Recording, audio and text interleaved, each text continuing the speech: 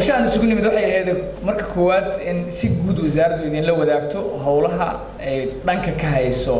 dumarka Soomaaliyeed iyo ka qaybgalkooda geedi socodka dib u dhiska dalka oo ay qayb weyn ka tahay siyaasadda iyo qaabka loo jiheynayo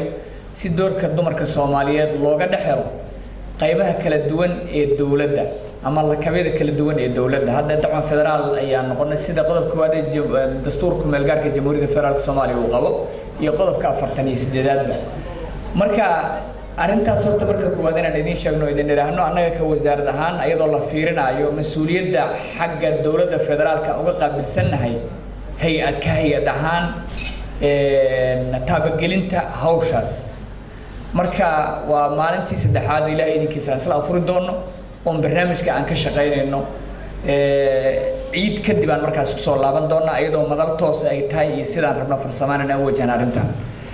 taas marka laga soo tago walaha shacabka ee aqalka sare markii la isku daro waa 329 numberka guud ee dumarka ay ku leeyihiin kuraastaasna waxa lagu waxay noo sheegeen inay yihiin 25 inay yihiin 25 marka la sarifayna way noo sheegeen kuraastaas sida loo qeybiyay hadii aad xasuusataan laba sanadood oo mashquul badan oo wasaaradda arrimaha gudaha aan soo marnay aan aniga runtii nasiib u yeeshay inaan u soo noolaado oo ka soo shaqeeyo rafaadka laga soo marcin looga sheekeynaa mal in lagu heshiiyo 275 toddoba dawlad deegaan sidee loo dhigaa sidee loo kala qaadanayaa adiga bal qiyaas waxa bal yar fikir bal 275 toddoba deegaan dawladeed kuraasta sidee loo dhigayaa waxaad aad u qiyaasi kartaa dhibaatada ka soo kala gaari karta dadka miiskaas fadhiyo inay ku heshiiyaan kuraasta marka hore sida loo qaybsanayo iyadoo la ogeyn tirada saxda ah dadka wax qaybsanayo ay ku metelayaan kuraastas meelaha la dhigayo waa koob taasoo lagu dhigtooday ayaa haddana waxa loo gudbay 54 kursi haddana in loo qaybsho 6 dawlad deegaameed haddana in loo qaybsho meesha waxaad ka garan kartaa gobolka Banaadir meesha in laga saaray oo numberka ugu badan oo dadka Soomaaliyeed lagu qiyaasay inay ku nool yihiin marka numberka hoos aan kaaga xariijiyo numberada guud marka la isku daro 275 gobolka Banaadir numberska marka hoos loo kaco inta uu yeesho balgaraadiga 37 kaligiis ku leeyahay iga qoraniga numberka saxda 37 ku lahaanaya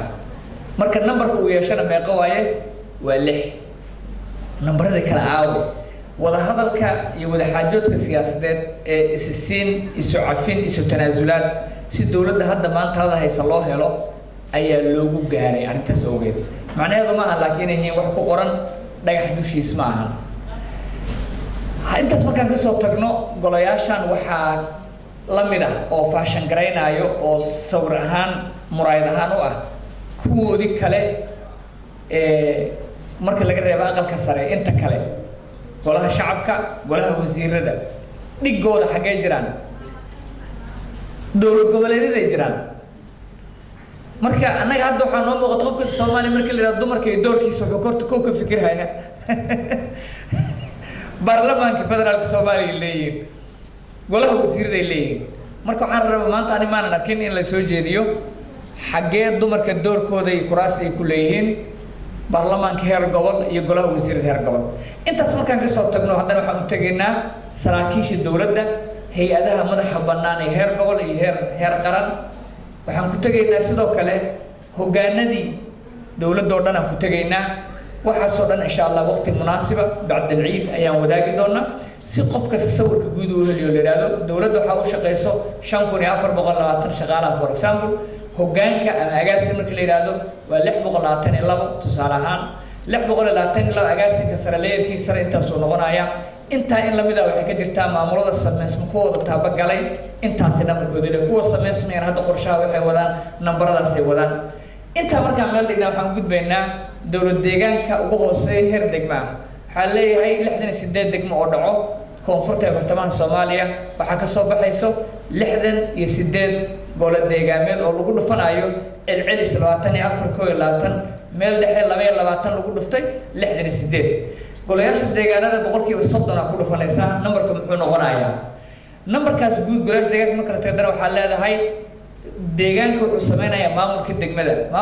wuxuu koobnada gudoomiye ku xigeeno xogeeye guud numberkaas marka boqolkiiba intaas maxay ka noqonaysaa intaas oo xog wadaagno oo sawirka guud helna waxaan ku ogaanaynaa xageenu soconnaa inta kale waxay noqonaysaa wacyigelin iyo يعني طبعا إن أنجا أن دهنا قفك سوماليجا دمر كأ يرجع طبعا لما ده بحق إليهن هذا أنا لما تنا كراس دمر كويني هلا وعنك عفسنا الله وسر كده وعن إني قاتا على سبب أيضا رسول سيوده مركبان هذا نقعد دارنا هذا الكلام سوى ليري كلية وحربنا إرادة أهل ما سنتين أنا يقول الله magaca wasiirka wasaaradda arrimaha gudaha federaalka ee dib u heshiisiinta shaqaalaha wasaaradda gebi ahaanba aad uga mahad celinayo howlaha baaxadda weyn ee wasaaraddu ay ka wado sameynta maamulada xoojinta maamulada dib u heshiisiinta dalka waxaan loo yaqaan dawlad wanaagga xasiloonaynta dalka iyo howlaha wasaaraddu sida guud ay u leedahay hay'adaha kala dawladda ay la wadaagtaba waxaan kaga mahad celinayaa ajibaada aad cajiibteen iyadoo bisha Ramadaan lagu jiro inaad nagala soo qayb gashaan howlahan aan wadno dawladnimada la sheega waa isu tag kala xog qaadasho waaye dadka Soomaaliyeedna isu tanaasulaadooda isjeclaashadooda kulamada joogtada sidaan oo kale u baahan yihiin haday noqon lahayd kiisaakay dawladda boqolkii maalmood ay kula wadaagtay shacabkeeda ee gobolka Banaadir degan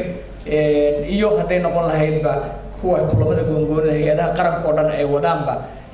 waa idin mahad celinayna khaasatan runtii waxaan u mahad celinayaa haweenka qaranka Soomaaliyeed aad u mahad celinayaa sababtoo ah anigu khaasatan waa maamultuuran weyn la joogtaa runtii laakiin ana waxaan arkaa diilo weyn baan arkaa haddii ma arkin nasiib wanaag dumar Soomaalidu isaysto oo kuraas lagu kala jiidayo ama oo la dhexdhexaadinayo marka ammaan gooniya runtii aan idin hayaa haddaysan dhici doonin marka waxaan kaloon aad u aaminsanahay waxyaabaha dadweynaha Soomaaliyeed ee horseedka uga yihiin hadda la sheegay meel walba la joogo Soomaaliyeed sabarkaas ay leeyihiin wax walba wuxuu karsiinayaa inay dadka ay hanan karaan marka walaalahay waa baasantiin afur wanaagsan marka afurno oon cashayno insha Allah markaasaan fasaxan nahay waana ilaahay waxaan ka baryaynaa sidoo maanta meesha noogu kulmino jannadiisa noogu kulmino salaamu alaykum wa rahmatullahi wa barakatuh